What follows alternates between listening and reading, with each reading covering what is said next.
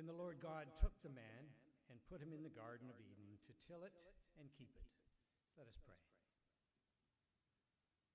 Gracious God, we have but a little plot of land, each of us, and we know how long it takes to keep it. And so we know that Adam had a lot to do, a big responsibility. Bless us as we hear this word and live it out in Christ's name. Amen. I've been preaching for a lot of decades now, and it occurred to me this week as I was preparing this sermon that I don't think I've ever preached on Labor Day, a sermon on Labor Day. That is to say, a sermon where the focus is on the importance of our work and the place of work within God's great created order. And that's an unfortunate oversight. I know I've preached on every other great holiday, including some that aren't holidays, like Valentine's Day or Father's Day or Mother's Day. But I've never spoke about labor, and yet we spend about 1/3 of our lives laboring, working. At an early age, we start to daydream about what our profession will be, and we go to school to prepare for that. And at some point, we're streamed into a certain field to prepare for where our gifts and talents and passions are. And then finally, we get a career, and that becomes a prime focus in our lives. Our identity is intertwined with our work. You know, when you meet somebody new, one of the questions you quite often ask them is, so what do you do? Because that is one of the things that speaks to who they are. Well, on this Labor Day Sunday, it seems that might be something for us to consider, the importance of the work that we do. So let's ponder the purpose that work holds in God's creation today. Now, before I get started, I know that there are some people who will deny, even argue, that work really doesn't have a divine purpose. It has an earthly need. It serves an earthly need. We work so that we can get money, so that we can eat, so that we can shelter ourselves, that we can buy nice clothes. I remember visiting the office of my insurance agent once, and he had a poster on his bulletin board behind him, and it said, I owe, so off to work I go. And that, for some people, is the sum total of work. Why do I work? I got bills to pay, and so off to work I go.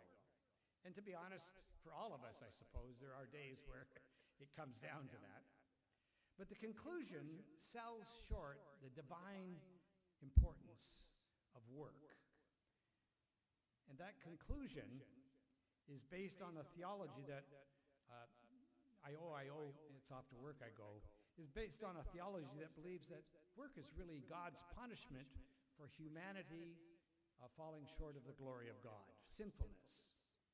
That's when work came into being.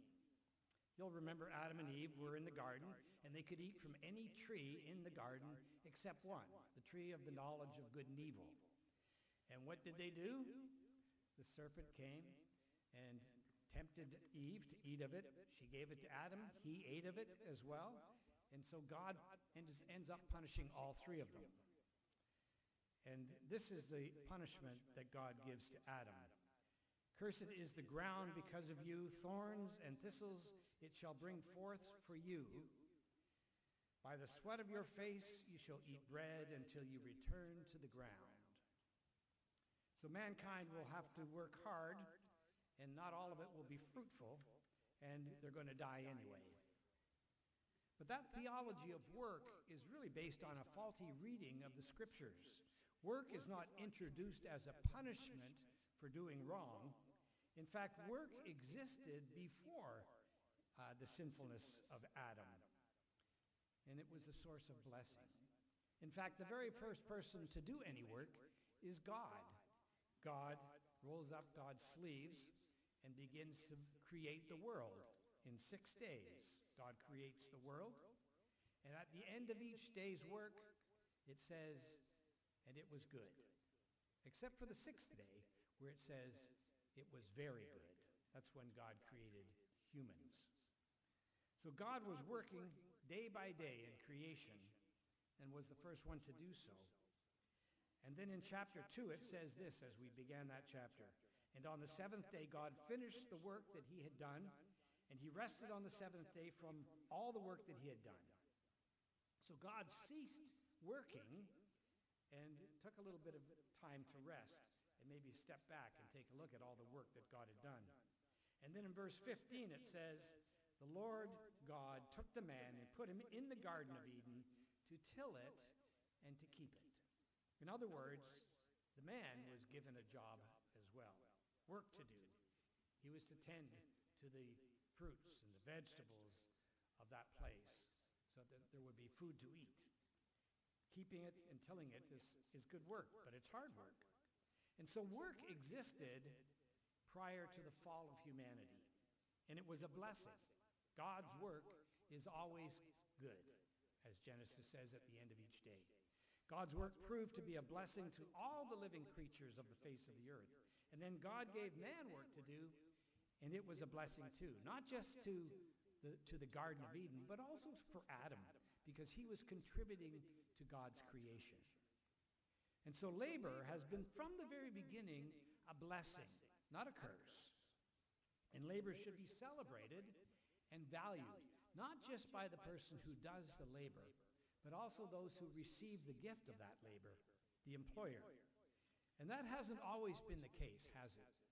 We know that history reveals a rocky road between the laborer and the employer. Historically, laborers have been undervalued, underpaid, cheated even, and mistreated by employers. All the way back to the days of Moses, we can trace this. And this is how they were treating immigrants in Egypt back then. Exodus tells us that the Egyptians forced the Israelites into slavery. How did they get there?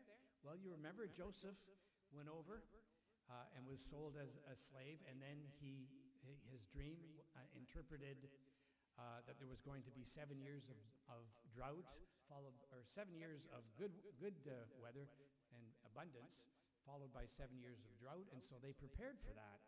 And Egypt really did well because of that, and Israel not so much. And so after the drought years started, Joseph found his brothers, and they came over. They came over to Egypt, and I suspect others came as well. And these people stayed there. That became their home, and they multiplied. And the Egyptians started to feel threatened by how many Israelites were there, and so they forced them into labor.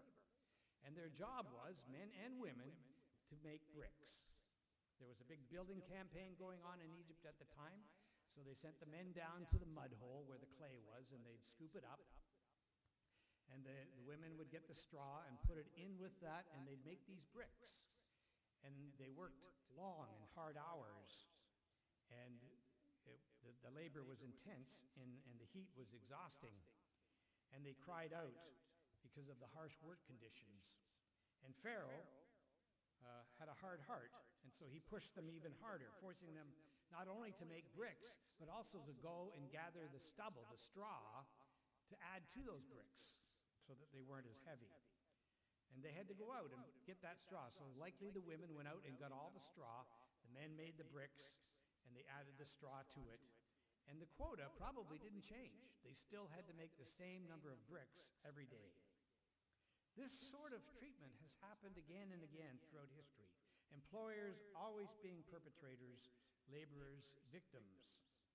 Did you know that in the United States, Labor Day was established during a time of intense struggles between laborers and employers during the Industrial Revolution? In the 1800s, if you owned a factory, it was a good time to own one. If you were a businessman, it was a good time to employ people because labor was cheap and employment standards were almost non-existent. Employers demanded 8 or 12-hour days for 6, sometimes even 7 days a week. Child labor was even recruited into factories because those children could be paid slave wages, really. Factories were hot, and the mines were hot, and the air quality was poor, And employers often locked the doors of those factories during the work hours because it kept the people inside and doing their jobs. And as a result, a lot of them were victims of fire, because when fire broke out, which was not uncommon in some of those factories, they couldn't get out. These conditions led to the formation of labor unions in the late 1800s, workers demanding improved wages and improved working conditions. They also highlighted and celebrated the importance of the American laborer in building the nation. They organized the very first ever Labor Day in 1882, a Labor Day parade in New York City. Just when things were starting to look up, in 1894, the Pullman Car Company of Chicago, which did not make automobiles, they made railway cars, decided to cut employee wages by 25%. The Pullman Car Company also owned a lot of the area around the factory where the factory workers lived, but they didn't drop the rents by 25%. And this led to a nationwide railway strike by the labor. The federal government decided to get involved because it was affecting the whole country, and they sided with the owners of the company. President Grover Cleveland sent federal troops to break up the strike and to send the workers back into the factory. The troops confronted the laborers on the picket lines with force. It resulted in the deaths of about 6 laborers and countless injuries to many others. But the one who got a black eye was President Grover Cleveland, because the public branded him and his administration as anti-labor. And he wanted to improve his image, because that's how you get reelected. So Cleveland declared an annual national holiday celebrating the laborers of America. In 1894, he declared the first Monday of every September would be Labor Day throughout America. So Labor Day has been celebrated annually ever since that day. In spite of the fact that Hallmark hasn't found a way to capitalize on Labor Day, neither has the FDA found a way to deliver flowers on Labor Day for any reason. Still, it will never disappear, because work is as American as motherhood and apple pie. This nation was built not by billionaires or CEOs or inventors or innovators. It was built on the backs of laborers who have contributed their time and their talents for the past 250 years. Did you know that the average worker in a lifetime puts in about 100,000 hours of labor? That's what built this nation. That's who it runs on every day, not Dunkin' Donuts. And God values their work and blesses their labor. And the blessing of that labor is all around us to see. Labor Day is a reminder that labor has value, that laborers' work is valuable. To quote 1 Timothy 5, the laborer deserves to be paid. Let all employees take heed. Do not underpay your laborers. That's not the place to cut corners. And it brings up the topic, really, of the federal minimum wage in this country. The federal minimum wage in this country is $7.25, and it has not gone up since 2009, July of 2009. Now, everything else has gone up since 2009, but not that. Originally, the minimum wage was brought in to make sure that laborers were receiving a livable wage, something that they could survive on. Now we all can agree, $7.25 is not something anybody can live on. Now, fortunately, states have instituted their own minimum wages, and if you're living in a state that has its own minimum wage, you have to pay the person the higher wage. And in Florida, it's $13 an hour, and so they're getting paid much better here. But many people on minimum wage still have to work several jobs in order to make it through. We can do better than this as a country, because the blessing of work is their pay For a lot of people, that's one of the ways that they receive a blessing, is from the pay that they get back from their employer. And if that's insufficient, they can't look after themselves, or worse, maybe even their families. But there are other blessings than just the pay as well. Work makes us who we are. I remember a story by Garrison Keillor of Lake Wobegon notoriety. He always told those stories starting off the same way. Well, it's been a quiet week in Lake Wobegon, my hometown. But this one was not a story that he began that way, because it really wasn't about any of the fictional characters in Lake Wobegon. It was about himself. I don't know if it was true or not. It's hard to tell with storytellers, what's true and what's not, but there is a truth in the story. He says that when he was a boy, he didn't know anything about work, and he spent most of his time preoccupied with himself. He was whiny, self-absorbed. He would go to his mom with scratches and bruises just to get her attention, and he wondered sometimes what it would be like for his family if he were to die prematurely. He imagined that day and seeing them all sad that he was gone. But one thing that changed is when he went to his uncle's farm, he didn't act like that. He wasn't so self-absorbed. And he dreamed one day that his uncle would actually let him drive the tractor that ran the manure spreader. That was his dream, to run that manure spreader. That was a magnificent machine that spread manure in every direction behind the tractor. Oh, messy job, yeah, but he thought he could do that perhaps one day.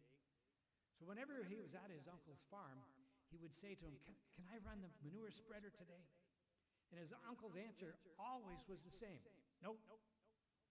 And he said, my uncle was one of those guys that when he made up his mind on something, you could beg and cajole and cry and whine and ask him again and again, and he wouldn't change his mind. Nope.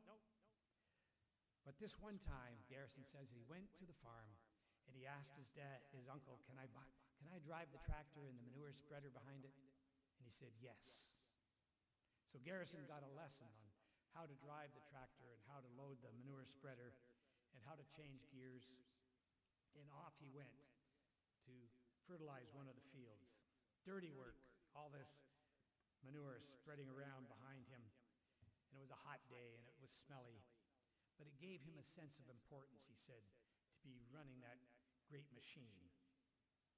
When he returned to the barn to get more, he was hot and sweaty, dirty, thirsty. He stopped in front of his uncle, who was near the barn. His uncle said to him, how's it going? He says, oh, it's going fine, wiping the sweat from his brow. She pulls a little to the left, though. You have to hold her steady. His uncle nodded and smiled, slapped him approvingly on the back and said, way you go. And that day, Garrison said he went from being a boy to a young man. He didn't whine anymore.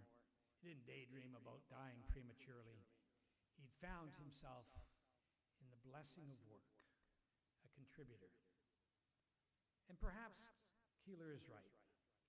Maybe work is a rite of passage from childhood to adulthood. Maybe that's where we lose ourselves and find ourselves once more.